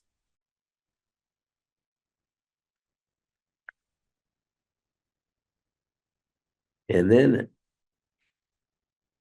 what comes next on page 19, and I skipped page 18. If anybody has any questions on it, if you read it on your own, bring it up. But I want to get to Dayenu. Why is this part of the Haggadah? It was enough for us, would have been enough for us. How thankful we must be to God and the all-present for all the good he did for us. Kama ma'alot tovot l'makom aleinu. And the word of God there is the word place, for the place, which is an anagogy, a symbol for Tiferet. So this is all about Hod and Tiferet and motivating us. And it's in the key of G. Barb, we need you. Page 19. Oh, thanks, anyway. I have a question. Yes. What happens if you have just the right side If you have just the right side, and the left side? yeah, you can't create. You can't be a partner of creation. You can't make holiness. You can't, yeah, You're not you gonna do can't anything, it's discover. Contemplating, You can't be ethical even if you have no right side. you have no left side, you can't be effective. You can't be effective if you have no left side. If you have only right side, right? But you have a lot of wisdom and a lot of kindness. And we all know people who have a lot of wisdom and a lot of kindness, but they never get anywhere in life. And very high principles, but they can't accomplish anything. Okay, gonna turn the sound back on. Okay. I need some good singers. All right. Just a second, let me get the accordion turned back on. Turn it off. Jay, Yes. Claire, Hi, I was Claire. wondering if you wondering if you noticed my headband. Your headband? I can't Yes. quite It says see it. Diane. Ah, Just a second, I'm going to, It says Diane. how do I pin it? Here it is. There. Oh, that's beautiful. It's like a crown. Diana, thanks for pointing that out. Yeah. Great. Now how do I unpin it? I can't see that far.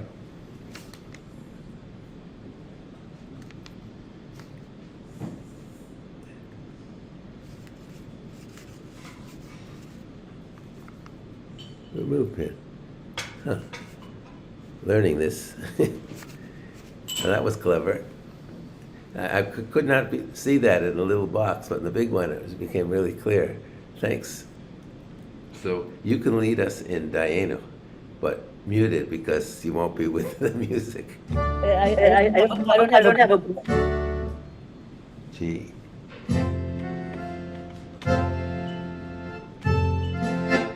Barb, Yes? you're just in time for Dayenu. Do you have original sound? Yes, original sound for musicians is on. Now, I was taught that you bang on glassware during this. Do you do that? What? Bang on glassware during the That's what I was taught. I'm gonna turn myself down to be more in balance. In the key of G. No, that's not G. That's G.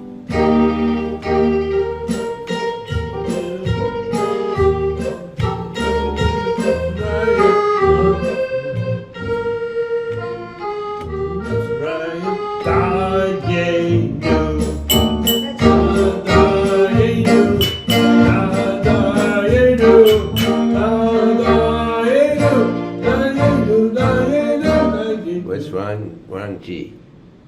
Yeah, but I'm playing that's G on my thing. So, Are you, no,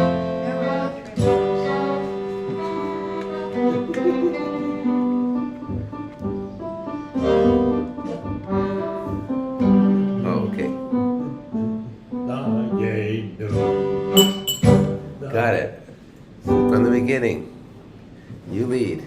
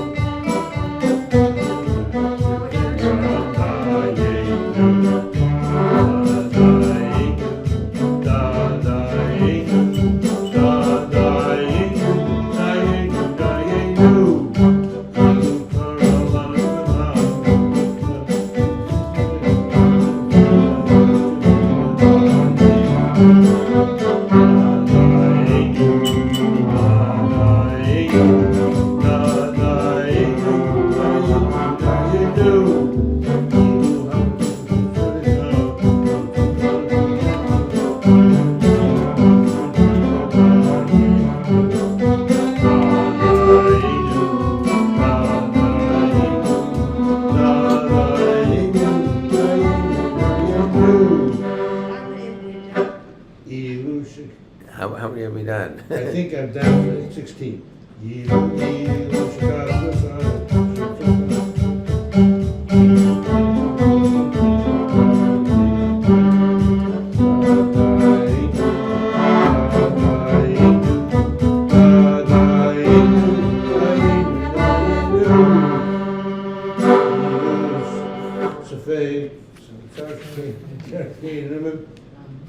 Barb.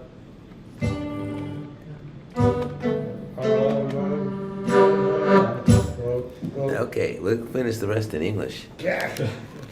I'm having trouble reading the Hebrew. You read the English to us. All right, I think we got down to, and he brought us through the dry shod, and not drowned our oppressors in it, it would have been enough for us. Did you turn off original sound? And he drowned our oppressors in the sea and not helped us 40 years in the desert, would have been enough for us. And he helped us 40 years in the desert and not fed us manna, it would have been enough for us. And he fed us manna and not given us the Sabbath, it would have been enough for us. And he given us the Sabbath and not brought us to Mount Sinai, it would have been enough for us. And he brought us to Mount Sinai and not given us the Torah, it would have been enough for us. And he given us the Torah and not brought us into the land of Israel, it would have been enough for us. And he brought us into the land of Israel and not built for us the holy temple, it would have been enough for us. How much more do we have to be thankful for the manifold and unbounded blessing of the all-present God? And he brought us out from Egypt, executed judgment against them, did justice to their idols, slew their firstborn, and gave us their property, and divided the sea for us, and brought us through it dry shod,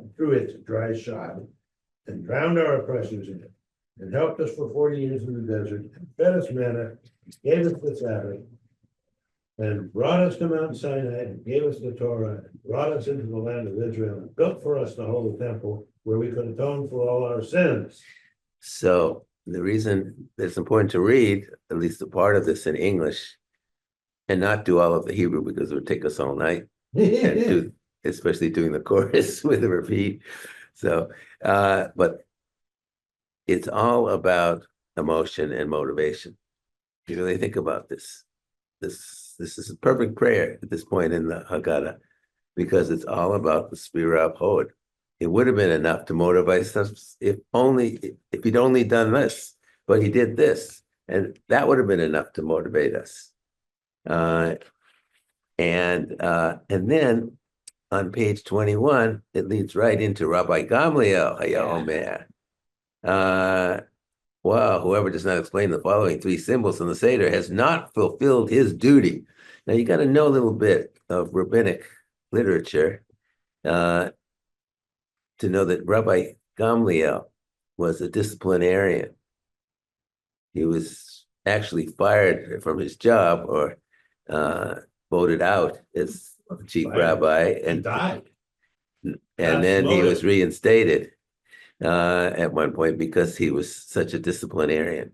It's the opposite, being overly disciplinarian and having no emotion.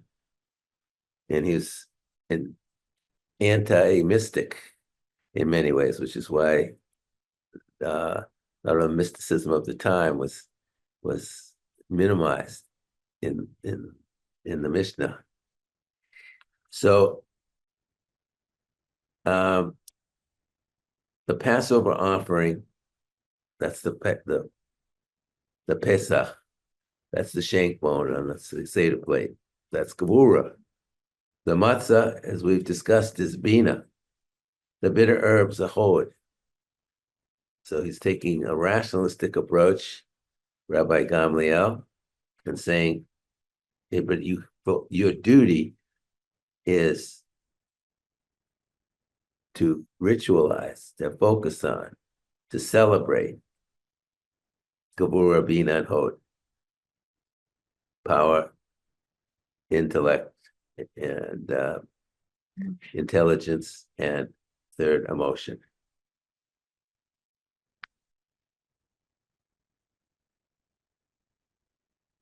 And so the Pesach offering, which our fathers ate in the temple, the sacrifice of the Pesach, which is symbolized by the shank bone on the Seder plate. What's the reason for it? It's because the Holy One, blessed be He, passed over the houses of our forefathers in Egypt, and it's written in the Bible. No, the Kabbalists disagree with that, and the Kabbalists would say it's a symbol of the power of God, both in destroying in committing evil itself, because the evil inclination is part of power, in killing innocent people. And the killing of the firstborn is not something to celebrate. but our own power is the symbol of power. Then point to the matzah. This matzah which we eat what's the reason for it? It's because there was not time for the dough of our ancestors to be 11. Well, technically, because the ruler of all, Melech Malchei Malachim, Melech Malchei HaMelachim, to look back at the Hebrew, ruler of all, the Holy One, blessed be He, revealed Himself to them and redeemed them, as is told in the Bible. You know, when it says to a Kabbalist, we immediately read Melech, the word Melech. A lot of people have trouble, particularly with the Rosh Hashanah and Yom Kippur liturgy, with all about kingship and sovereignty and God is king. Well, to Kabbalists, that means God is emanator. To translate that as the emanator of emanators, which means, in this case, the Blessed One, the Holy One, blessed be He, which is Tiferet, which is holiness, re-emanates into the world, the four lower Sefirot.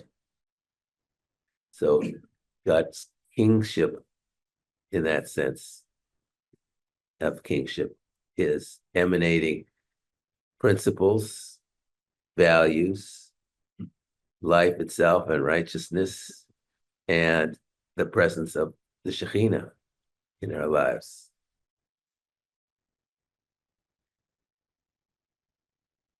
And then point to the bitter herbs. Where do we have bitter herbs? Where are they? Yep. Can't find them. It's over there. Can everybody see it? We have it here. I'm wearing an accordion. Thanks. Okay. See the bitter herbs? Maror. These bitter herbs which we eat, what's their meaning? They're eaten to recall the Egyptians embittered the lives of our forefathers in Egypt, as it's written. It's not to remind us how bad things were, other than to stimulate in us motivation to fix the world, our world, now. It motivated them then, supposedly, to leave, but it didn't. It required a lot more. The people didn't want to leave. They were comfortable with the security of slavery, and they complained about it for 40 years in the desert. But it's to motivate us, the bitter herbs. And then important paragraph. So it's about hod, the bitter herbs. The hard labor and rigorous work motivates us and supposedly motivated them, but failed. In every generation, one must look upon himself as if he personally had come out from Egypt. Yeah, personally, we've got to experience this because Torah is giving to each of us individually. We're always receiving Torah and receiving experience. As the Bible says, you shall tell your son on that day. Telling our son, teaching our son, that's the Sphira of Netzach, the responsibility of conveying values and principles and learning.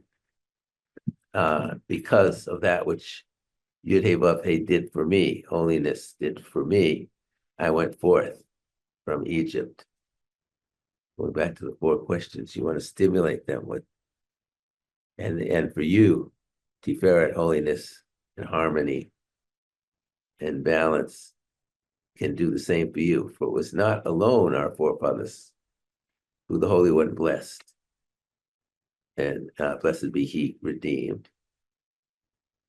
It was not alone our forefathers, Abraham, Isaac, and Jacob. He redeemed us too. He redeemed us too today. Holiness is what it's talking about, not an image of God. To Kabbalists, God is unknowable. But what we could know is harmony, balance, equilibrium in the world. We can know holiness, experience and appreciate holiness, and become holy, harmonized, and in balance ourselves.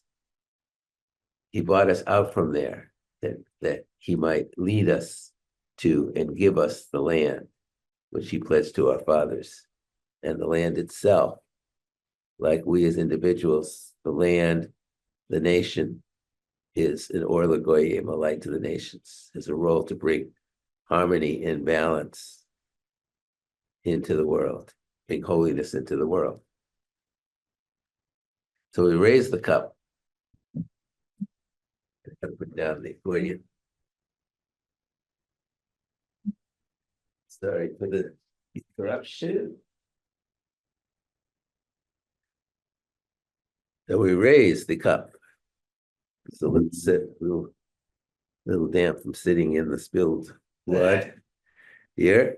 To thank and to praise in song and prayer, to glorify and extol. I don't know what you performed all these wonders for our ancestors and for us, and brought us out from slavery to freedom, from anguish to joy, from sorrow to festivity, from darkness to light.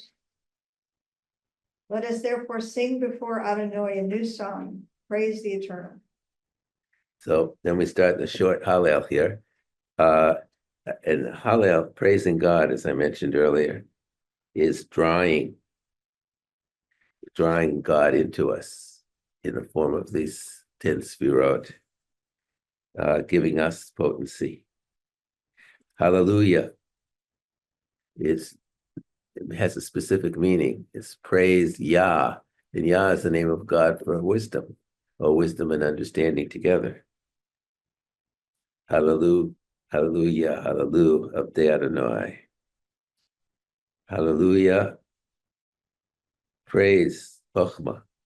Praise the servants of Yud-Heh Vav-Heh, of Tiferet. Praise the name of Yud-Heh Vav-Heh.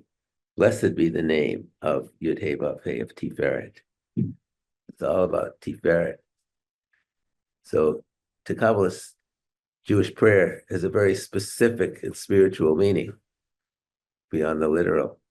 The names of God all reflect different spirot. From now and forevermore, from the rising of the sun to the going down. Praised be the name, the name is the holy name of God, the Holy One, blessed be He, Yud-Heh Vav-Heh, Adonai, of Adonai the Eternal. Adonai Yud-Heh Vav-Heh, Tiferet. Supreme above the nations is Yud-Heh Vav-Heh. His glory is above the heavens. Is above the heavens. The heavens mean Bina. That's where the source of the upper mother, the heavens, the upper sea, all the Sphira of Bina, understanding, intelligence. But glory, kavod, the kavod of Adonai, the kavod of Yud-Heh Vav-Heh, the glory and the honor of Tiferet, of balance and harmony, is the 4 lower Sphirot. So to a Kabbalist, any prayer that starts with that talks about the glory of Yud-Heh Vav-Heh is talking about our principles, purpose, and our emotion to carry it out, our netzach and our hod. Who is like Yud-Heh Vav-Heh, our God, our Bina,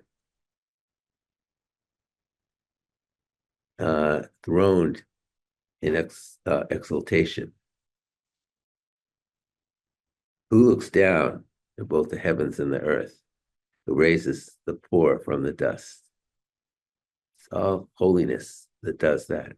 And we, through partnering with Yud-Heh Vav-Heh, with holiness, through our own Netzach, Hod, Yesod, and Malchut, to seat them with princes of his people. He makes childless woman dwell in her household, a joyful mother of children. Hallelujah. Praise Yah, praise Chochmah and Bina.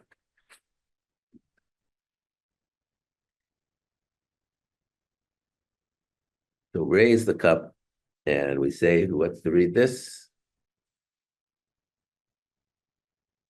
Blessed art Blessed thou. art thou, eternal our God, ruler of the universe, who redeemed us and redeemed our ancestors from Egypt and brought us to this night to eat thereon matzah and bitter herbs.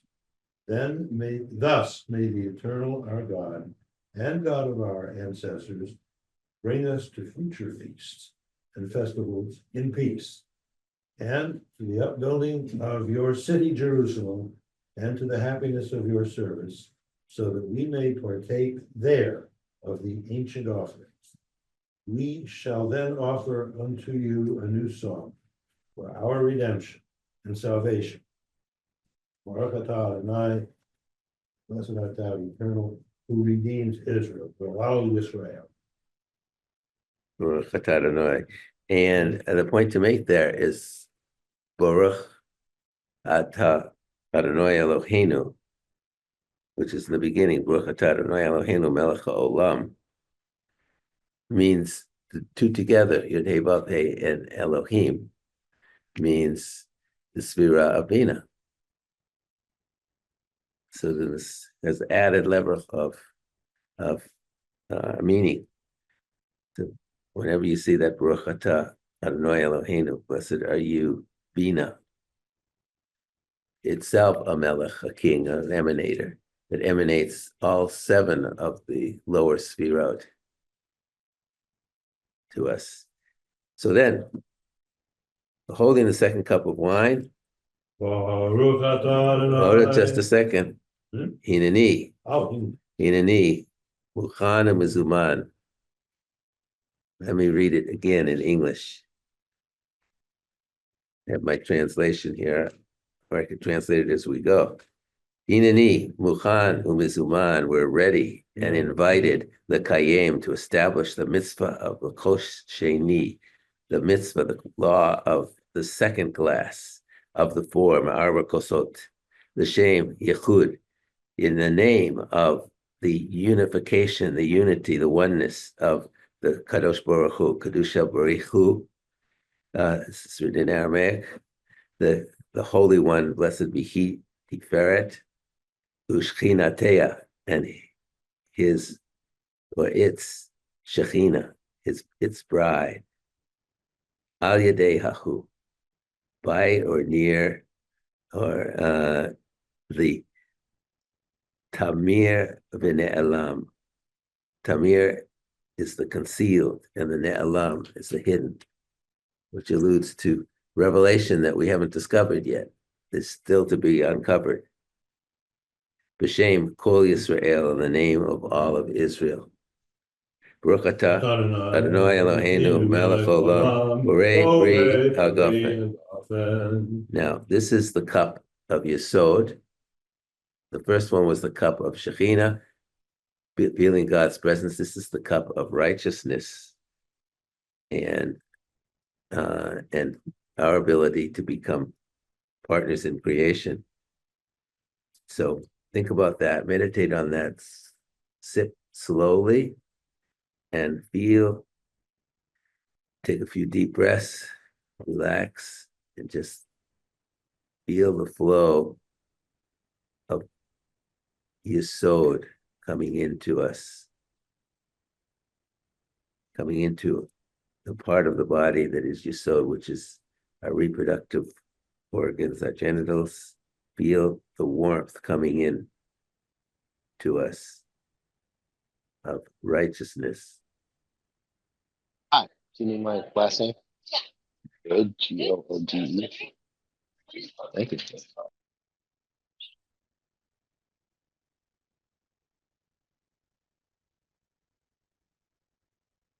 Feel that you're becoming balanced. You're becoming like Joseph, someone who could save the world. patron saint of policy. To the potency of this shefa, this wine. Baruch atah Adonai Eloheinu melech haolam asher kedeshanu v'tzivanu la'asok b'divrei Torah. may we fulfill the commandment that most of us never have opportunity to do. La'asok, to make business of the words of Torah by studying, engaging in Torah, to engage in Torah. Now we wash the hands. Barbara, Oh, thank you. How's this for moving things along? We're almost up to the ritual eating and the meal, so a little more patience. We wash the hands. Washing the hands this time with the blessing is not really washing the hands. It's pouring chesed over our hands again, like the first time. But this time it is Netilat Yadayim. We actually say the prayer. Netilat Yadayim is raising your hands. Now, raising your hands is raising up your gevura and your chesed. The gevura in the left hand and the chesed in the right hand. And together make us more potent. That's really what the meaning of the Netilat Yadayim. It's making us holy in creating that balance between compassion and goodness and everything good and unselfishness, and on the right side, and gevura on the left side. Which is why when we go into a home, we kiss the mezuzah with the right hand, which is bringing chesed into the home. And as we leave, we kiss the mezuzah with the left hand, giving us strength to face the cruel, hard world outside of the home. The same thing, Netilat Yadayim, we're bringing both of these chesed and gevurah together. So, Baruch atah Adonai Eloheinu melech haolam asher kedushanu b'mitzvoto v'tzivanu al Netilat Yadayim. Well, I need a bigger bowl.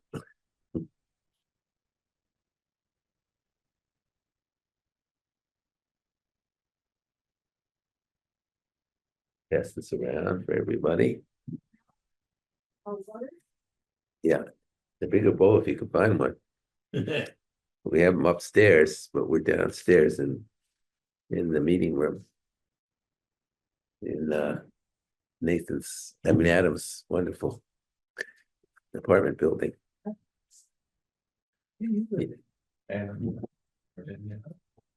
Okay.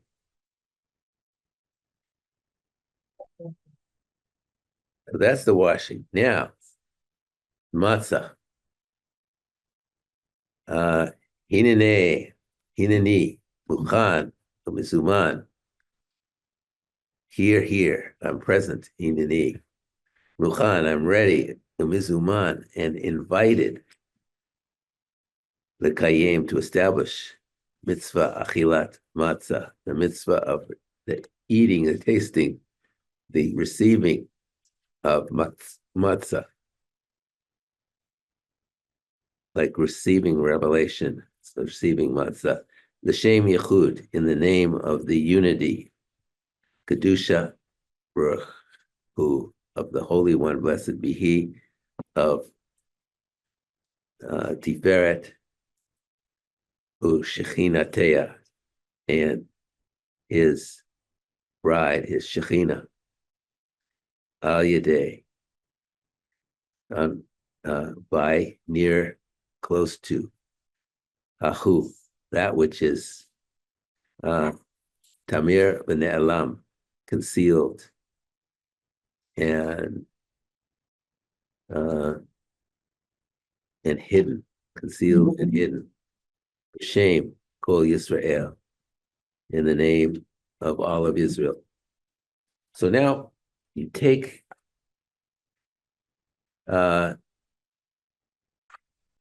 holding all three matzahs. Two and a half. Two and a half matzahs. Part of one is hidden. Yeah, one of it's just hidden, yet to be completed. Eat them. Yeah. And we say together, Baruch atah Adonai Eloheinu melech olam hamotzi lecha min haaretz. Baruch atah Adonai Eloheinu melech olam asher kiddushanu b'mitzvoto v'tzivanu al ehilat matzah. Now you don't have to eat all three that you just raised, just a taste of matzah. You'll be doing more with it in a minute. Close your eyes and ask everybody in the room here to be quiet for a minute while we do a meditation on tasting the matzah. Take a deep breath. You're holding in your hand the force of Bina. And feel that flow of Bina coming to your lips. Taste the dryness, the incompleteness. Bina needs hukmah. Taste the incompleteness, the dryness, feel it coming in.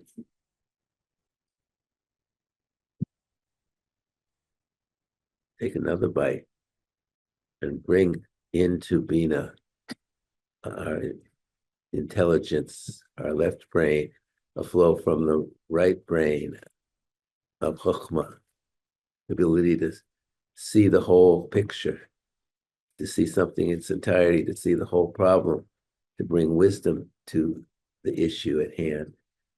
Think of a specific problem, a specific issue that you're trying to address now, and bring wisdom into your Bina, your understanding of it, and wish wisdom on others, such as the tariff makers, such as the peacemakers. Bring wisdom into Bina. And then move down the tree of life and bring chesed, compassion, unselfishness into your Bina, into your matzah.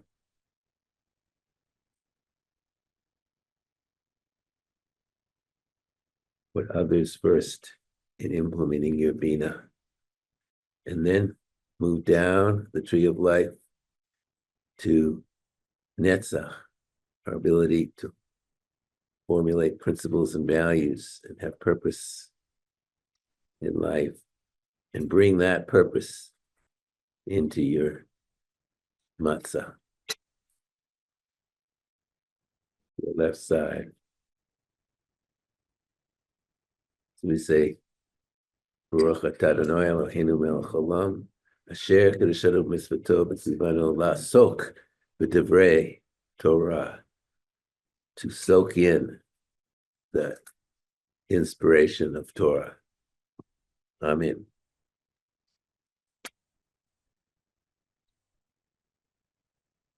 And now we completed the mitzvah of eating matzah, and now the mitzvah, according to Rabbi Gamliel, of bitter herbs, of maror. So you take bitter herbs and you dip them in charosis. You finally figured out what the purpose of the charosis is. So here's my Seder plate. I'll use this. Farmer made me a beautiful Seder plate. And mix them together. Okay. Why do we fit in them together? And we say, Hinani, here I am. I'm present, Mukhan, and ready, Mizuman, and invited, the Kayem Mitzvat, Achilat Maror, to establish, to push forward the Brish Kadima, the mitzvah of eating maror, of eating and receiving hod, in the name, for the purpose of the unity of the holiness of God, and our ability to feel and become holy, al yadei hachu, by which is near the hidden and the concealed, in the name of all of Israel. And we say the blessing. On the maror, we do it sitting up straight, because maror is maror. It's the left side. It's the emotion of the left side. You want to keep it in balance. Baruch atah Adonai Eloheinu melech haolam, asher kiddushanu b'mitzvoto v'tzivanu al achilat maror. Now, close your eyes.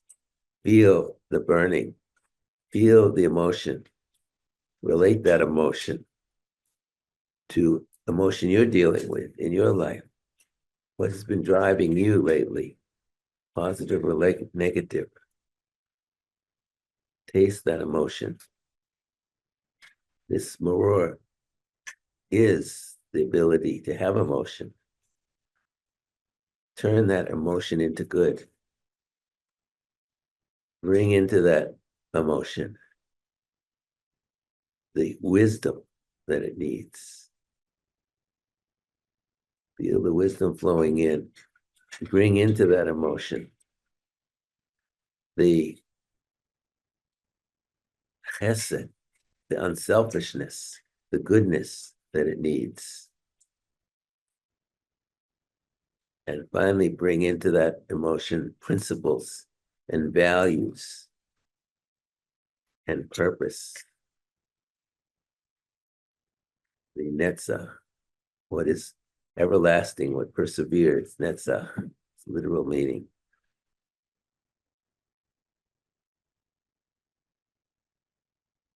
And feel that hod coming into your left leg. This is the part of the body associated with hod. And just dwell on the taste of the charosis, which is tiferet, with the maror, which is hod. Tiferet helps us to balance the hod.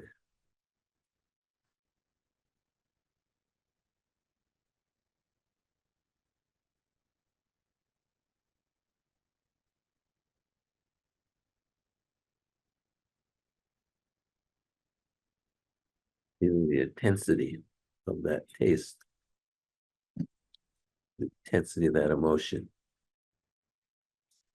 And when you're ready, you can open your eyes and say, Baruch atah Adonai Eloheinu melech haolam, asher kiddushanu mitzvoto v'tzivanu la'asok b'divrei Torah, to engage in the doings of discovery of Torah, of revelation.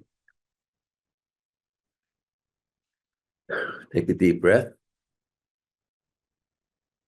And now the korach, the eating of the bitter herbs and the matzah together.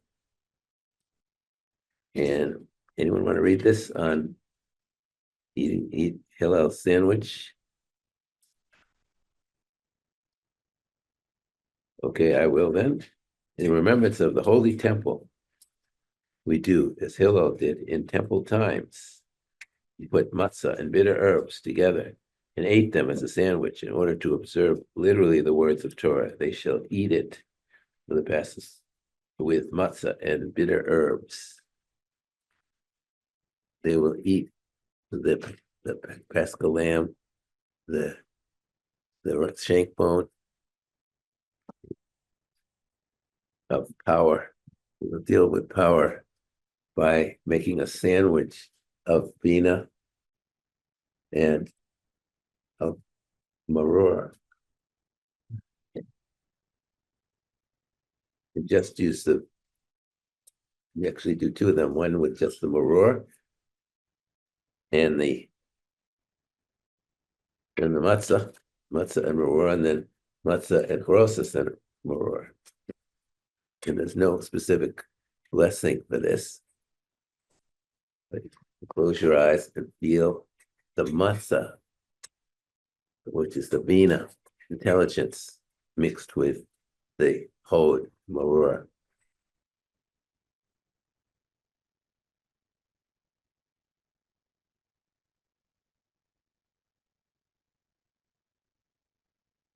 Feel the two combining, the combined taste, combining bina and hod together, intelligence and emotion together. What does that mean to you, intelligence and emotion together? Just think about that for a moment.